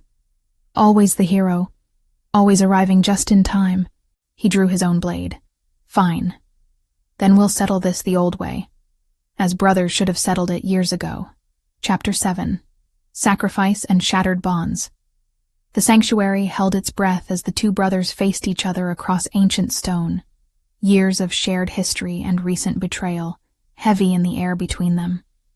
Era stood frozen near the crystal, feeling the power radiating from the artifact pulsing in rhythm with her own heartbeat. "It didn't have to be this way," Matthias said, his voice rough with emotion. "We built this kingdom together. We survived our parents' deaths together. How could you throw all of that away?" Cyrus circled slowly, sword held in a fighter's stance. "Throw it away? I've been building toward this for years while you played at being the beloved king. Every decision you made, I corrected. Every weakness you showed, I compensated for. I've been the true power all along. You were just too blind to see it. You murdered Jasper. He was like a father to us both. He discovered my plans. He had to die." Cyrus's expression showed no remorse. "Just as you have to die now. The kingdom needs a leader willing to do what's necessary, not a sentimental fool who clings to outdated ideals." Matthias's wolf surged beneath his skin, power rippling through the air. "Then come and kill me, brother, if you can." They moved simultaneously, swords clashing with a sound like thunder. The fight was brutal and immediate. No circling, no testing, just two highly skilled warriors trying to end each other. Cyrus fought with desperate fury, all his resentment and ambition channeled into every strike. Matthias fought with cold precision, each movement calculated. But Era could feel through their bond the agony of fighting someone he'd once loved. The guards who'd come with Cyrus moved to intervene, but Matthias's loyal soldiers blocked them, and suddenly the sanctuary erupted into chaos. Steel rang against steel, men shouted and grunted, the smell of blood began to fill the air. Era pressed herself against the wall near the crystal's pedestal, trying to stay out of the way. Through the bond, she felt every blow Matthias took, every near miss that could have been fatal. The brothers were evenly matched. Years of training together meant each knew the other's techniques, could predict the other's moves. But Cyrus was fighting without honor. He used tricks, feints, deliberately targeted old injuries he knew Matthias carried. And when Matthias hesitated for just a moment, still unable to fully commit to killing his own brother, Cyrus exploited that weakness. His blade sliced across Matthias's ribs, drawing blood. The Alpha King stumbled back, and Cyrus pressed his advantage, raining down blows that forced Matthias into a defensive position. "You were always too soft," Cyrus snarled. "Too concerned with being good when you should have focused on being strong." Era couldn't just watch. She reached for the crystal without thinking, her Luna-blessed nature responding to the artifact's call. The moment her fingers touched its surface, power exploded through her. Ancient, vast, overwhelming. Vision slammed into her consciousness with brutal force. She saw the massacre of Luna-blessed 3 centuries ago, saw them herded into this very sanctuary and slaughtered, saw their leader, an old woman with marking identical to Era's, standing before this crystal with tears streaming down her face. "We created this to protect," the ancient Luna-blessed whispered in the vision. "To strengthen the bonds that make us whole, to guard against corruption and destruction. But fear has turned us into prey, so I give you this final safeguard. If one of our bloodline willingly sacrifices herself to protect the crystal, its power will be distributed among all true mate bonds in the realm. It will become untouchable, uncorruptible, forever beyond the reach of those who would abuse it." The vision released her, and Ira gasped, understanding flooding through her. This was the answer. This was why the crystal had called to her, Why destiny had placed her here at this precise moment. She could end Cyrus's threat forever. She could ensure the crystal's power could never be stolen or corrupted. All it would cost was her life. Across the sanctuary, Matthias was losing. Cyrus had him pinned against a wall, sword at his throat, victory gleaming in his eyes. Any last words, brother? Yes. Matthias's gaze found Era's across the chaos. Through their bond, she felt his love, his regret, his desperate need for her to run, to save herself, to not do whatever foolish thing he could sense her considering. I'm sorry. Sorry? Cyrus laughed. For what? For failing to see what you'd become. For not stopping you sooner. For... Enough. Cyrus drew back his blade for the killing strike. For caring about you when I should have cared about the kingdom. Matthias finished quietly. Era made her decision. She wrapped both hands around the crystal and spoke the words that had appeared in her mind during the vision. Words in a language she'd never learned but somehow understood.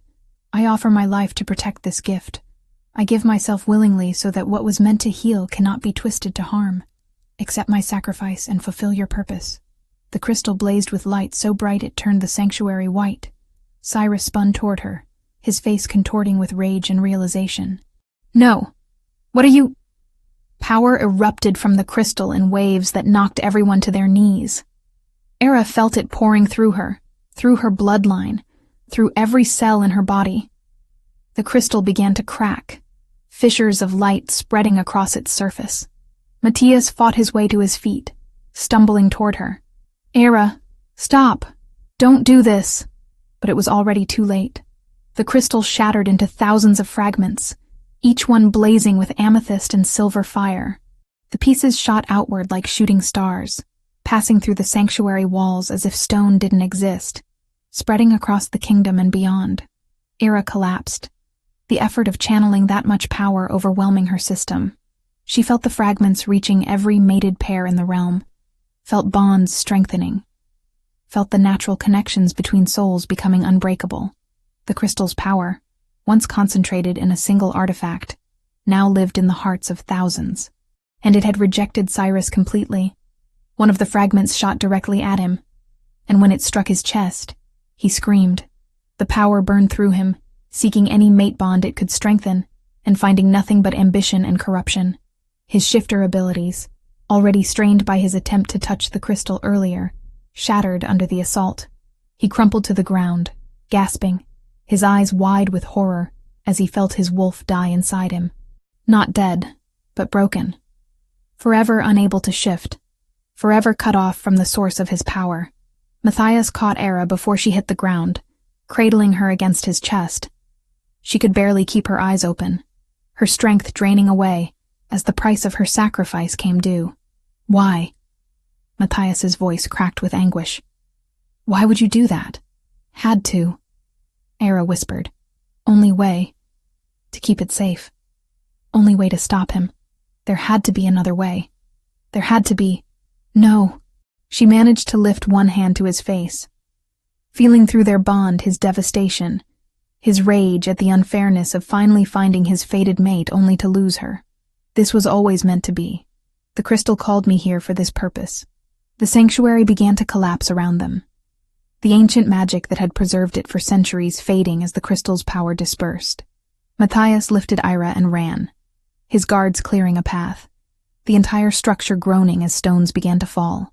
They burst out into the forest, just as the sanctuary imploded behind them, burying Cyrus under tons of rubble. Matthias heard his brother's screams cut off abruptly, and something in him broke. Not grief for what Cyrus had become, but mourning for what they'd once been. Genevieve appeared through the trees, having traveled with Matthias's contingent, her healer's bag already in hand. She took one look at Ira's pale face and closed eyes, and tears began streaming down her weathered cheeks. No, no, no, the old healer whispered, pressing her fingers to Ira's throat, checking for a pulse. The sacrifice was supposed to kill her. The old text said, "She's alive," Matthias said fiercely. "I can feel her through the bond, weak but alive." Genevieve worked quickly, pulling out herbs and tinctures, checking Era's vital signs with shaking hands. The sacrifice drains the life force completely. Even if she's alive now, she won't be for long unless... She stopped, her eyes widening as she noticed something. Era's markings, which should have faded with the crystal's destruction, were still glowing, but the color had changed from silver blue to pure gold, pulsing with a light that seemed to come from within. Impossible, Genevieve breathed. One of Matthias's guards knelt beside them, an old soldier who'd served the kingdom for decades. My lord, I've seen something. Look. He pointed to his chest, where a small fragment of the crystal had embedded itself, glowing softly beneath the skin over his heart. My mate. I can feel her clearer than ever before. She's 200 miles away in the capital, but it's as if she's standing right here. The bond is stronger than it's ever been. Around them, other soldiers were discovering the same thing. Those who had mates felt their connections blazing with renewed power, unbreakable and eternal. And Matthias, looking down at Era's unconscious form, realized they'd been hit by a fragment too.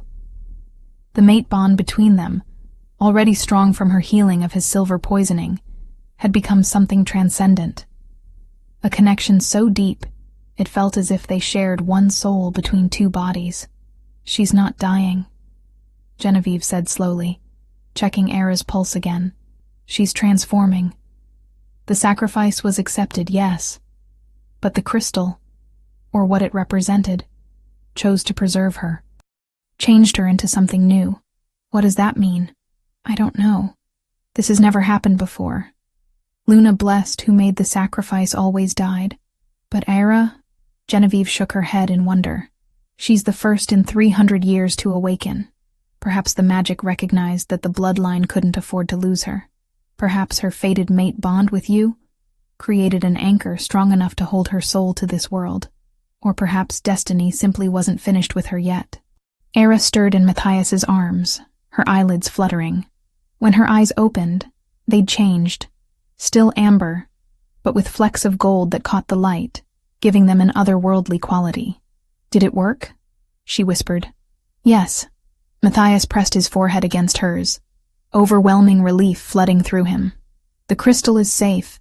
Its power is distributed. Cyrus can never use it. You did it. Good. She smiled faintly. That's good. Don't ever do something that reckless again. Can't promise that. Her eyes drifted closed again, but this time it was clearly just exhaustion, not the approach of death. I'm Luna Blessed. Reckless is apparently in the job description. Despite everything, the battle, the betrayal, the near loss of his mate, Matthias found himself laughing. It came out wet and broken, but it was real. They made camp in the forest that night, unable to travel with Era in such a weakened state. Genevieve monitored her constantly, documenting the changes in her markings, the new abilities that seemed to be emerging as her transformation completed itself. You can sense bonds now, Genevieve explained the next morning when Era was strong enough to sit up. Not just emotions or lies, but the actual connections between mates. You can see them, feel their strength, know when they're true or false. The crystal gave you its essential purpose. You've become its living embodiment. Era looked at her golden markings, still processing what had happened. And Cyrus? Dead, Matthias said quietly, buried under the ruins, his wolf destroyed by the crystal's rejection. Even if he survived the collapse, he's no longer a shifter. He's broken.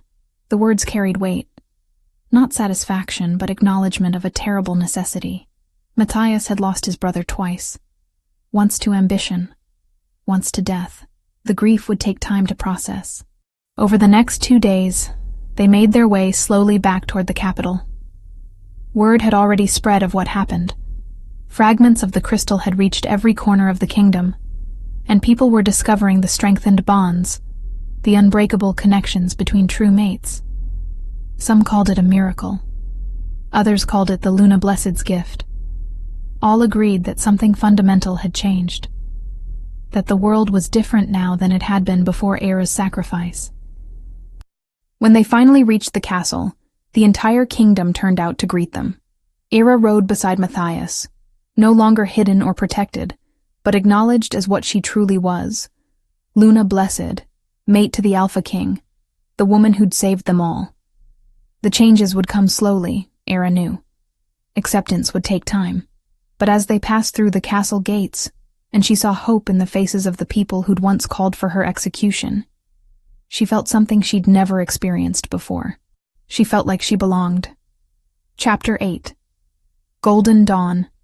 Era woke slowly, her consciousness surfacing like a dreamer reluctant to leave peaceful depths. Sunlight streamed through windows she recognized, the royal chambers she'd occupied during her captivity. Though the word felt wrong now. Captivity implied unwillingness, and she'd chosen to stay in the castle after their return 2 weeks ago. Chosen. That word felt powerful in ways it never had before. She sat up carefully, still learning the limits of her transformed body. The sacrifice had changed her in ways Genevieve was still cataloging. Her Luna-blessed abilities had amplified, her connection to the spiritual realm deepened, and her golden markings now pulsed with power that ebbed and flowed with the moon's cycles. But the most profound change was internal. For the first time in her 23 years, Ira felt complete. The emptiness she'd carried since childhood, that hollow space where family and belonging should have resided, had been filled by something stronger than blood, purpose, choice, love. Through the mate bond, she felt Matthias in the council chambers below, working through the complicated aftermath of Cyrus's betrayal. There were nobles to reassure, alliances to rebuild, a kingdom to convince that stability could exist, even after such devastating treachery. Ira rose and dressed, choosing a gown of deep green that Genevieve had commissioned for her, clothing appropriate for a Luna-blessed who would soon be acknowledged as the Alpha King's mate. The official bonding ceremony was scheduled for 3 months hence, giving the kingdom time to adjust to the revelation that their ruler had found his fated mate in the woman once condemned for murder. A knock at the door interrupted her preparations. "Enter," she called. Genevieve swept in, carrying her ever-present healer's bag, and wearing an expression of barely contained excitement. "Good. You're awake. I have news. Good news, I hope. The best." Genevieve set her bag down and pulled out a leather-bound journal. "I've been researching your transformation, comparing it to every text we have on Luna-blessed history. And I've found something extraordinary." Era sat, gesturing for the older woman to continue. "The sacrifice you made wasn't just accepted. It was honored. The crystal recognized that the Luna-blessed bloodline had been reduced to just 2 living souls, you and me. It couldn't afford to lose you, not when the gift had only just begun to re-emerge in the world." Genevieve opened the journal to a page covered in cramped handwriting. "So, it changed the nature of the sacrifice. Instead of taking your life, it transformed you into something more, a living repository of its power. You're not just Luna-blessed anymore, Era. You're the keeper of bonds." "What does that mean?" "It means you can do more than sense mate bonds. You can strengthen them, help heal relationships that have been damaged, guide those who've lost their mates through grief. The crystal's essential purpose, to protect and nurture the connections between souls. That's yours now." Genevieve's eyes shone with tears. "You've become exactly what the world needs." Ira absorbed this slowly, feeling the truth of it resonate through her transformed nature. Over the past 2 weeks, she'd noticed her abilities evolving. She could sense not just the presence of mate bonds, but their quality, could feel when couples were struggling or thriving, could even offer comfort through some mysterious mechanism she didn't fully understand.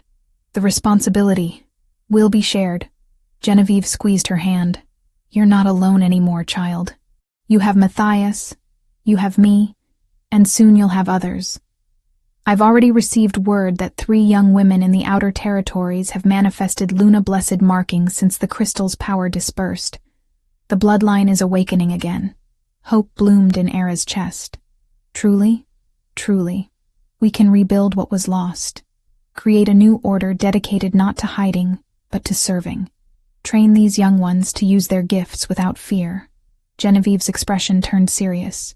"But first, we need to solidify your position here. There are still nobles who question whether someone of your background should stand beside the Alpha King." "I was a kitchen servant falsely accused of murder," Era said dryly. "I can see why they might have concerns. You're Luna-blessed, mate to the Alpha King, and the woman who saved this kingdom from a tyrant's ambition.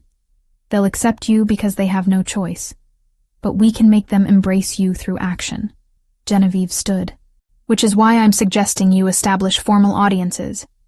Let people come to you with their problems, their questions about mate bonds, their requests for guidance. Show them that Luna Blessed exists to help, not to hoard power."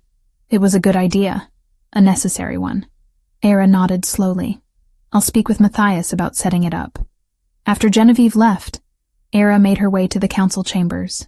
Guards nodded respectfully as she passed, no longer watching her as a prisoner, but acknowledging her as the Alpha King's chosen mate. The shift in attitude had been gradual, but unmistakable. She found Matthias exactly where she'd sensed him, standing before a large map of the kingdom, with several advisors clustered around. He looked up when she entered, and something in his expression softened. "My lords, we'll continue this afternoon," he said, dismissing the advisors with a gesture. When they were alone, Matthias crossed to her and pulled her into an embrace. Through the bond, Era felt his exhaustion, his lingering grief for the brother he'd lost, but also his gratitude for her presence. "Genevieve told me about the new Luna Blessed emerging," she said quietly. "Good news travels fast." Matthias stepped back, but kept his hands on her arms. "The council wants to meet them, evaluate whether they pose any threat. They're children awakening to powers they don't understand.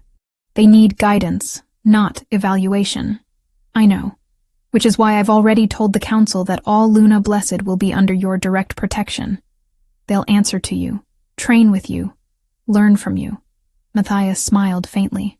"I may have also suggested that anyone who threatens them will answer to me personally." Era found herself smiling back.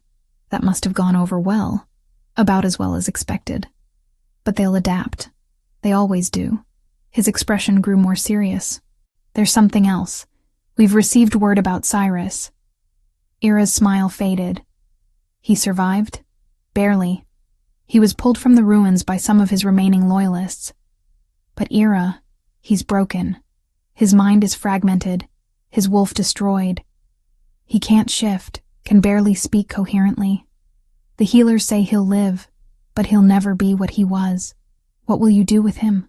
Matthias was silent for a long moment, the weight of the decision evident in his eyes. "Exile. Permanent banishment to the furthest reaches of the kingdom, under guard, with no possibility of return. He'll live out whatever remains of his life knowing he lost everything. His power, his position, his purpose. Death would be kinder, but I want him to remember what his ambition cost." It was a harsh sentence, born of betrayal and grief, but Ira couldn't argue with it. Cyrus had murdered Jasper, tried to kill Matthias, would have destroyed the kingdom to serve his own ambitions. He deserved no mercy. "When?" she asked. "He leaves tomorrow." Matthias's voice was hollow. "I won't see him off. I can't." Era wrapped her arms around him, offering silent comfort through the bond. Some wounds would take years to heal, if they ever truly did. The next 3 months passed in a blur of activity. Era established her audiences as Genevieve had suggested, meeting with couples struggling in their relationships, with individuals searching for their fated mates, with families torn apart by old grievances. Her golden markings would glow as she listened, as she sensed the bonds between souls and offered guidance drawn from instinct and the crystal's lingering wisdom. Word spread quickly. The Luna Blessed who'd saved the kingdom was using her gifts to heal it, one relationship at a time. People who'd once called for her execution now sought her blessing. Nobles who'd questioned her worthiness fell silent as they watched her work. The 3 newly awakened Luna Blessed arrived at the castle, 2 girls of 14 and 15, and a young woman of 19. They were terrified, their families uncertain whether to celebrate or mourn their daughter's awakening. Era took them under her protection immediately, working with Genevieve to teach them control, to help them understand their gifts, to ensure they would never face the persecution their predecessors had endured. "You're not weapons," she told them during their first lesson. "You're not threats. You're bridges between what is and what could be. Your purpose is to heal, to protect, to nurture the bonds that make us whole." The youngest, A shy girl named Petra, with markings that spiraled down her arms in patterns of silver and blue, asked the question they all wanted answered. But what if people fear us again? What if what happened before happens again? Era showed them her golden markings, still glowing softly in the afternoon light. Then we face it together. We don't hide anymore. We don't make ourselves small to ease others' fears. We stand proud in what we are, and prove through our actions that Luna Blessed are gifts, not curses. On the night before the bonding ceremony, Era stood alone in the castle gardens, looking up at the full moon. Her markings responded to its light, glowing brighter, and she felt the presence of Luna Blessed past, the ancestors who'd been slaughtered, the bloodline that had nearly been extinguished. "I hope I'm making you proud," she whispered to them. A warm presence materialized beside her, not physical, but spiritual. The ancient Luna Blessed from her vision, the one who'd created the crystal's final safeguard, stood translucent in the moonlight. "You've exceeded every hope we held," the spirit said gently. "You've done more than survive. You've ensured the future. The bloodline lives, the gift is honored, and the bonds you'll protect will strengthen the world for generations. I'm just one person. You're the first. There will be others. You've opened the door we thought closed forever," the spirit smiled. "Tomorrow, you bond with your mate. You'll stand beside the Alpha King not as a decoration or a political alliance, but as an equal partner. You'll establish the new order of Luna Blessed. You'll teach what we can no longer teach. And when your time comes to pass on, there will be others ready to carry this forward." The spirit faded, but her words remained. The bonding ceremony took place under the full moon in the castle courtyard, before an audience of thousands. Era wore white silk embroidered with silver thread that caught the moonlight and made her seem to glow. Her golden markings were on full display, no longer hidden or feared, but celebrated. Matthias stood waiting for her at the altar, looking every inch the Alpha King in formal black and silver. But when their eyes met, Era saw past the crown and the title to the man beneath, the one who'd saved her life, who'd believed in her innocence, who'd become her partner in rebuilding what had been broken. The bonding ritual was ancient, words spoken in the old tongue that Era now understood through her Luna Blessed nature. They exchanged vows, marking each other with ceremonial silver that would leave permanent symbols. A wolf for Era, a moon for Matthias, visible proof of their eternal connection. When the ritual concluded, and Matthias kissed her before the assembled kingdom, the mate bond between them blazed with golden light, visible to everyone watching. Gasps and cheers erupted as people witnessed the physical manifestation of a fated mate connection. Rare, sacred, unbreakable. The celebration lasted 3 days, but for Era, the most meaningful moment came on the morning after the ceremony, when she woke in Matthias's arms and realized she'd found what she'd been searching for her entire life. Home, family, belonging. Not through blood or birth, but through choice and courage and love.